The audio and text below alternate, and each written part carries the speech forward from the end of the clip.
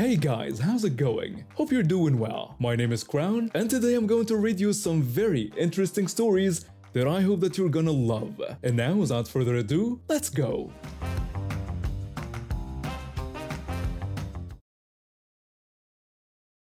I'm 21 and work as an apprentice in a town about 6 hours away from where I live. Every Monday morning I take the train to get there, and every Friday evening I take it back home.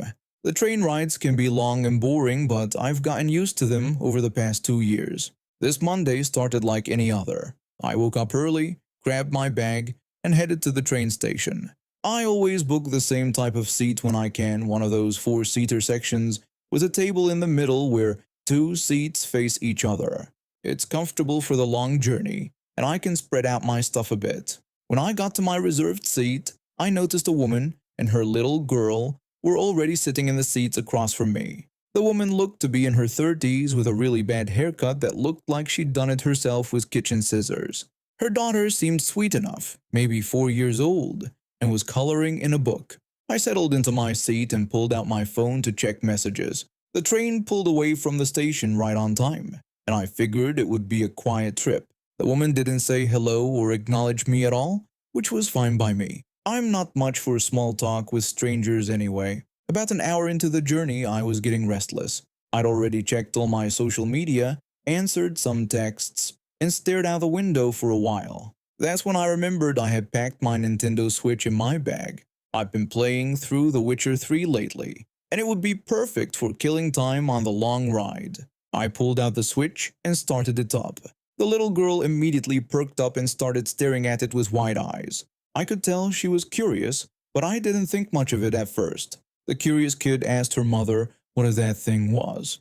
Her mother told her it was a PlayStation. How do you mistake a Switch for a PlayStation? They look nothing alike, but I kept my mouth shut and continued playing. The kid kept watching me play, which was a bit distracting, but I figured she'd get bored eventually. About an hour later, I was getting tired of gaming and decided to put the Switch away. That's when things got weird. When I was closing the game and getting ready to pack it up, the woman suddenly reached across the table and grabbed my arm. She told me that her little girl could play with it now. I was so shocked that someone would just grab me like that. I pulled my arm away and stared at her. I told her no, that I'd have a problem with that. I also explained that the games I have wouldn't be for her. I wasn't lying. I had The Witcher 3, which definitely isn't for kids, Warframe, which is also pretty violent, and Mario Kart, which would probably be okay, but still wasn't the point. This was my property, and I didn't want some random kid playing with it. She said we would see about that. She actually reached for my Switch. I quickly pulled it away and started packing it into my bag. This was happening. I told her again that no, this was my Switch, and I didn't want any strangers to just play around with it. She responded by saying I shouldn't be so rude, that it was bad behavior, and she didn't want her angel to see that. Then she demanded I give it to her. Now I was getting annoyed. Rude? I was being rude. She was the one demanding to use my stuff and grabbing at me. I told her again that I still wouldn't give her my Switch, and that was final. She started going off about spoiled teens who always disrespect adults and do what they want. She said not everyone can earn as much money as my parents and that they probably bought that thing for me, so the least I could do was let other kids play with it too. This really got under my skin. I work hard for my money, and I bought that Switch with my own earnings from my apprenticeship. Nobody handed me anything. I told her I was already working and earning my own money, which is what I used to buy it.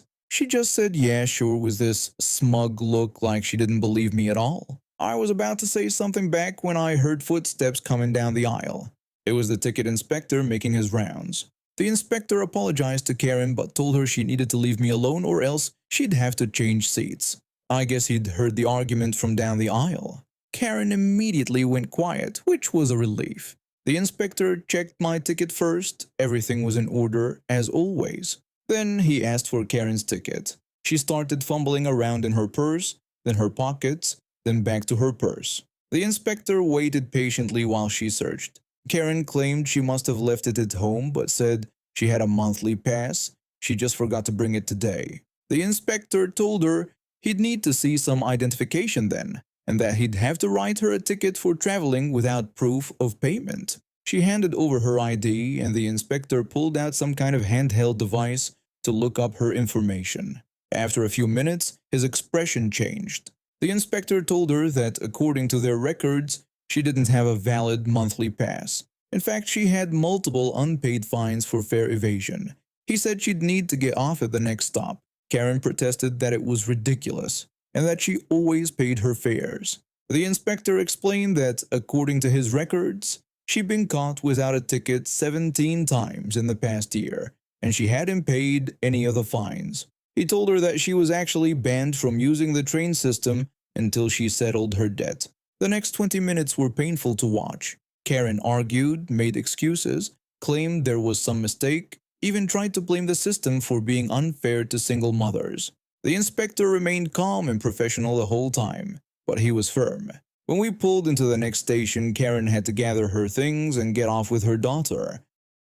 When she was leaving, Karen yelled that this wasn't over and that she was going to report all of us. She walked off the train dragging her confused daughter behind her. I felt bad for the kid, but I was relieved to have the crazy woman gone.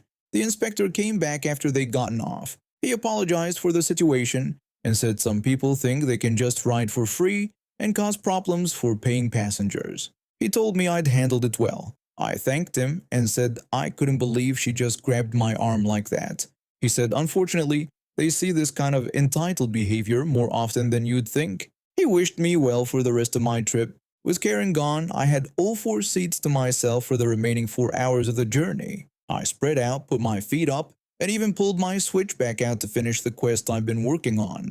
It turned out to be one of the most comfortable train rides I'd ever had. When I finally arrived at my destination, I was actually in a pretty good mood despite the earlier drama. Sometimes the universe has a way of working things out. Karen learned that her free ride was over, literally and figuratively, and I got to enjoy the rest of my trip in peace. I called my friend later that day to tell him about the whole crazy experience. He couldn't believe someone would just demand to use a stranger's gaming console, let alone grab at them when they said no. We both agreed that some people really have no boundaries or sense of basic decency. Karen's pattern of fare dodging had finally caught up with her. 17 unpaid fines. She'd been getting away with it for so long that she probably thought she was untouchable. I still take that same train every week, and I haven't seen Karen since. I always bring my Switch now, and I've never had another problem like that. Most people are decent and mind their own business. It's just the entitled ones who stick in your memory and make for good stories later. I do most of my grocery shopping during the day when stores are less crowded since I work night shifts as a janitor at a local office building.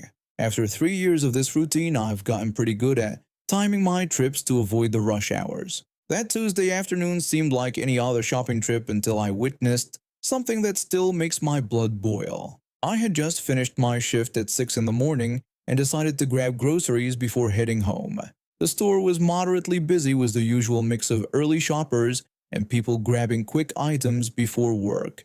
I was making my way down the snack aisle, debating whether I should go for the classic potato chips or try something healthier. Let's be honest, after a long night of cleaning offices, I deserved those chips. When I approached the end of the aisle, I noticed a young girl in a wheelchair positioned near the wall. She couldn't have been more than 12 or 13, with curly brown hair and the brightest smile on her face. She was completely absorbed in reading a book while her mother browsed the nearby products. The girl wasn't blocking anyone's path at all. There was plenty of room for people to pass by comfortably. That's when I heard the commotion behind me. Turning around, I saw a middle-aged woman with an overflowing shopping cart, her face red. She was huffing and puffing like she was having the worst day of her life. Her cart was piled high with items, and she looked like she was in some kind of rush. Now let me be clear about something. The girl in the wheelchair wasn't blocking anyone's way. There was easily enough space for 2 shopping carts to pass side by side. But you know how some people are. They think the entire world should bend to their will. Karen started shouting at the young girl, calling her a useless brat and demanding that she move out of the aisle. Her voice was loud and harsh, echoing through the store and drawing the attention of other shoppers nearby. The girl's mother looked up from the shelf she was examining, clearly shocked by the sudden outburst. Her protective instincts kicked in immediately. She told Karen politely that there was plenty of space to get through and that there was no need to be rude to her daughter. Karen wasn't having any of it. She yelled back that she didn't have time for nonsense and demanded that the mother move her daughter immediately. Her voice was getting louder and more aggressive with each word. The mother stepped closer to her daughter, her voice becoming firm but still trying to remain civil. She told Karen that she wasn't going to move her daughter just because Karen was in a hurry, and she pointed out that the girl wasn't really in anyone's way. You could practically see the steam coming out of Karen's ears, and I could tell she was about to completely lose it. I found myself watching this unfold like it was some kind of twisted entertainment, but I was also getting ready to step in if things got worse. Karen screamed that the mother would regret not listening to her, her voice filled with rage and entitlement. What happened next still makes me sick to my stomach. Without any warning, Karen rammed her shopping cart directly into the girl's wheelchair. The impact sent the poor kid tumbling to the ground, her book flying across the aisle. The girl looked absolutely terrified and confused, not understanding why someone would hurt her like that. Her mother rushed over immediately, dropping to her knees to check on her daughter. She shouted at Karen, asking if she was out of her mind, and calling her a monster for what she'd just done. Karen just stood there with this sick smirk on her face like she was proud of what she'd just done. She told the mother that the girl deserved it, and that now she would know better than to get in people's way. I just stood there and watched anymore. I rushed over to help the girl up, making sure she wasn't seriously injured. Thankfully, she seemed to be more shaken than hurt, but she was clearly scared and confused about what had just happened. I told Karen that she'd had enough and that she couldn't treat people like that, especially not someone in a wheelchair. My voice was angry when I confronted her about her behavior. Karen turned her attention to me, her face twisted with anger. She told me to stay out of it and called me a nosy brat, her voice dripping with disdain. I ignored her insult and told her that she should be ashamed of herself, that there was no excuse for what she'd just done. I was seeing red at this point, unable to believe the cruelty I'd just witnessed. Karen was still standing there, continuing to yell at both the mother and me, completely unapologetic about what she'd done. She seemed to think she was in the right, like the world owed her something. That's when karma decided to make its grand entrance. Out of nowhere, Karen let out a piercing scream. I watched her arms being forcefully pulled behind her back. A shiny pair of handcuffs got slapped on her wrists, and before she could comprehend what was happening, Karen found herself restrained and unable to move. Karen demanded to know who was restraining her and yelled for whoever it was to let her go. Her voice was panicked and desperate when she struggled against the handcuffs. She turned around to see a tall man in casual clothes. The look he gave her was enough to make anyone's blood run cold. The man identified himself when he said he was the watch commander of the police department and revealed that he was also the proud father of the disabled girl Karen had just assaulted. He told her that she was under arrest for the crimes she'd committed. Karen's face went completely white. You could see the exact moment when she realized how badly she'd messed up. The commander told Karen that she couldn't just go around hurting innocent people and expect to get away with it. He said that she was facing serious charges for her actions and that she would be held accountable. Karen stammered that she didn't know the girl was his daughter and that she didn't mean to hurt her that badly. She tried to downplay what she'd done, calling it just a little shove. The commander's voice was firm when he responded that it wasn't just a little shove, pointing out that the victim was in a wheelchair. He called Karen's actions despicable and said he wouldn't let her escape. What would happen next? When Karen tried to come up with more excuses, the watch commander began reading her the Miranda rights with an unwavering voice. He told her that she had the right to remain silent and that anything she said could be used against her in court.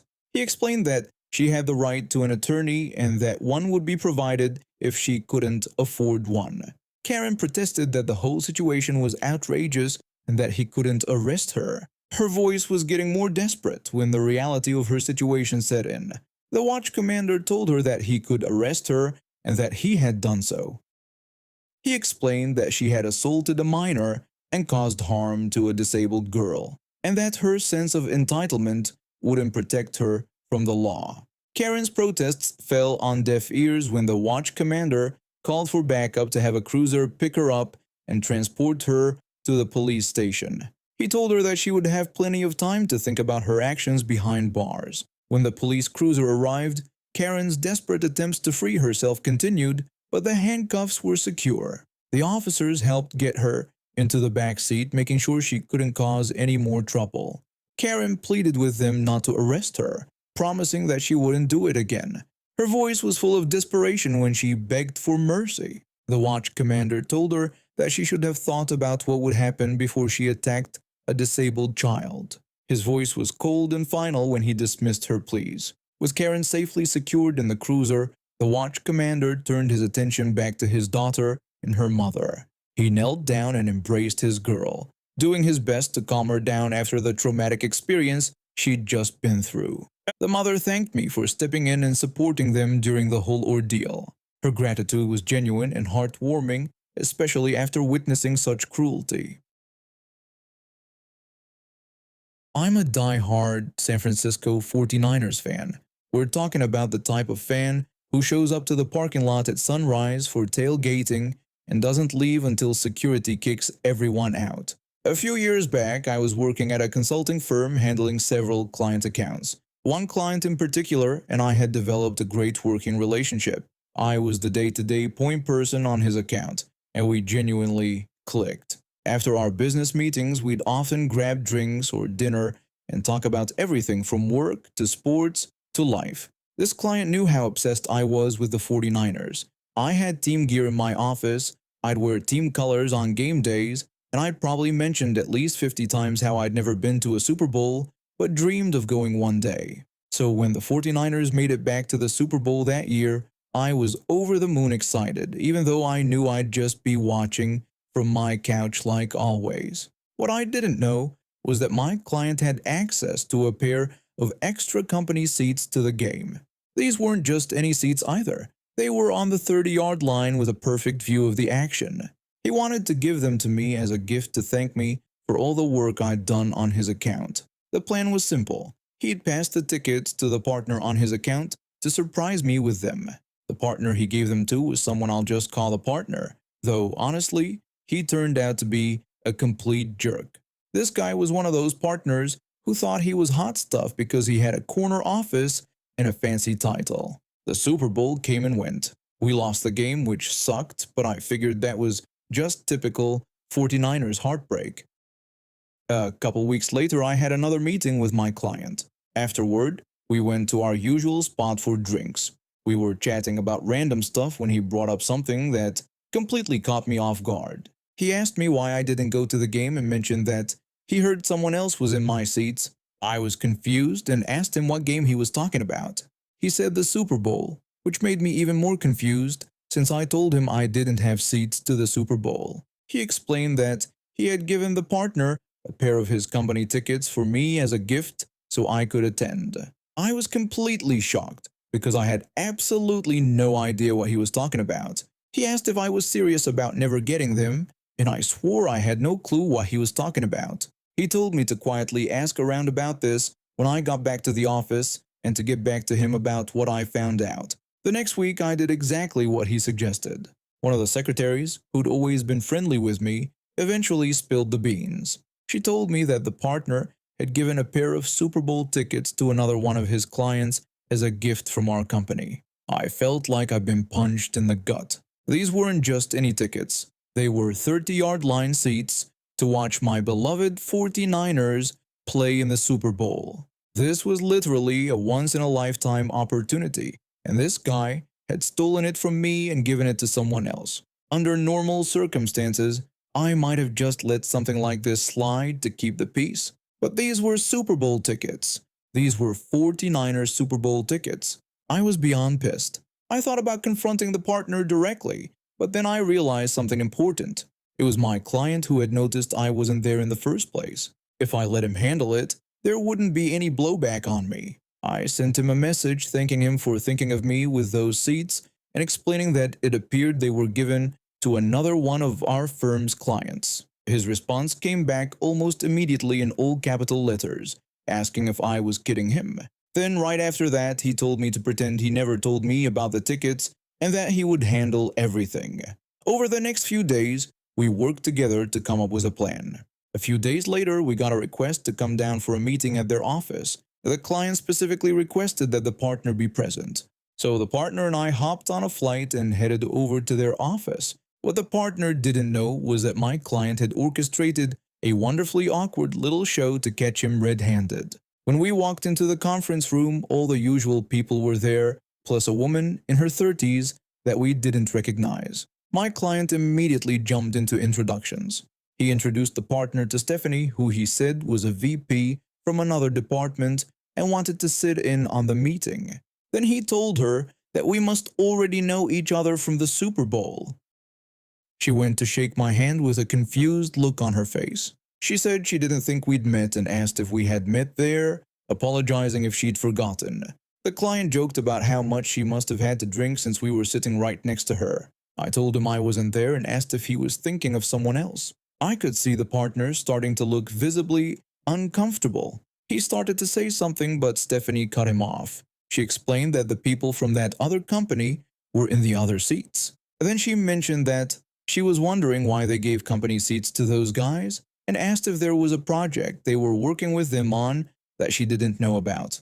Obviously there wasn't. These companies were in completely different industries. The partner let out another nervous sound, but the client immediately spoke over him. He asked the partner directly if he had given him those tickets for me. At this point, the partner was turning bright red. You could practically see the wheels spinning in his head trying to come up with a believable lie. He stammered that I wasn't able to make it, so I must have given the seats away to someone else. He turned to look at me, clearly expecting me to cover for him. I acted confused and asked what he was talking about. I asked the client if he had given me tickets to the Super Bowl. The client suddenly raised his voice. He reminded the partner that those tickets were a personal thank you gift from him to me. He demanded to know if the partner had given them away to someone else and if it was another client. The partner tried to suggest that maybe something got mixed up in the office. The client went completely quiet. The silence in that room felt like it lasted forever. The partner was sweating bullets. Finally, the client looked down, grabbed his portfolio and iPad, put them into his briefcase, and stood up. He announced that the meeting was over. He said it seemed like he owed me a thank you gift and suggested we go to lunch. He told Stephanie she was welcome to join. Then he told the partner that he needed to evaluate their relationship and to go back home and expect to hear from them next week. The partner tried to suggest he should join us, probably hoping to do some damage control. Stephanie cut him off with a stern voice, telling him that wasn't a good idea. She then asked the front desk to see the partner out. Right when the elevator doors closed behind him, we all broke out laughing hysterically. Stephanie wasn't really a VP at all. She was just an employee that my client had recruited to help with his pre-planned meeting skit. But she turned out to be a fellow 49ers fan and was a total blast to hang out with.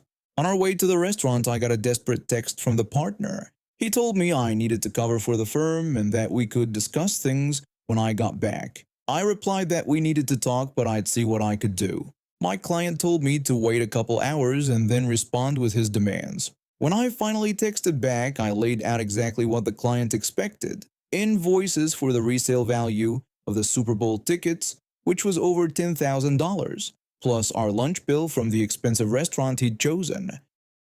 He wanted the invoices paid immediately. He expected me to receive a direct apology. He wanted a written apology to his company for what he considered theft. And finally, he would only work with me or another partner from our firm, never the partner who'd stolen the tickets. This whole situation caused a huge stir back at the firm. I actually came off looking great because it appeared that I had made a good faith effort to save the client despite being the victim. The client agreed to transfer to another partner, which meant the jerk partner lost his profit share on any work with them. The other partners in the firm made him pay all the invoices back out of his own salary. And now we have reached the end of today's stories. Thank you for watching, and see you next time.